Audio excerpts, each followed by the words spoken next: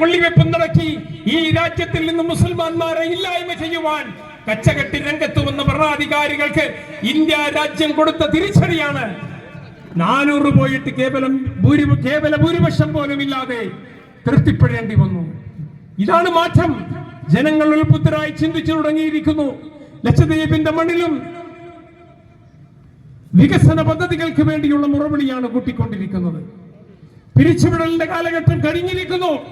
ഇനി പിരിച്ചുവിടലുകളില്ല, തിരിച്ചെടുക്കലുകളാണ്. അതിനുവേണ്ടിയുള്ള പരിശ്രമത്തിലാണ് ഹംദുല്ലാ സയ്യിദ്. നിങ്ങൾ നോക്കൂ, സത്യപ്രതിജ്ഞ പോലും ചെയ്യാതിരിക്കുന്ന ഈ വേളയിൽ പോലും ആന്ധ്രോത്തിൽ മുടങ്ങിക്കിടന്ന ജനറേറ്ററുകൾ സജ്ജമാക്കാൻ വൻകരയിൽ നിന്നും 2 എഞ്ചിനീയർമാരെ, ടെക്നീഷ്യന്മാരെ കൊണ്ടുവന്ന് അത് സജ്ജമാക്കിയിരിക്കുകയാണ്.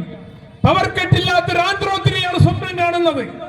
1338 വോട്ടിന്റെ ഭൂരിപക്ഷത്തിൽ ഹംദുല്ലാ സയ്യിദിനെ വിജയിപ്പിച്ച ആന്ധ്രോത്തിന്റെ മക്കൾക്ക് ഹംദുല്ലാ സയ്യിദിന്റെ സംഭാവനയാണ് പവർ കട്ടില്ലാത്തൊരു ആന്ധ്രോത്ത്. അതാണ് ഞങ്ങളുടെ സ്വപ്നം. അതിന് സാക്ഷാത്കരിക്കപ്പെട്ടിരിക്കുകയാണ്.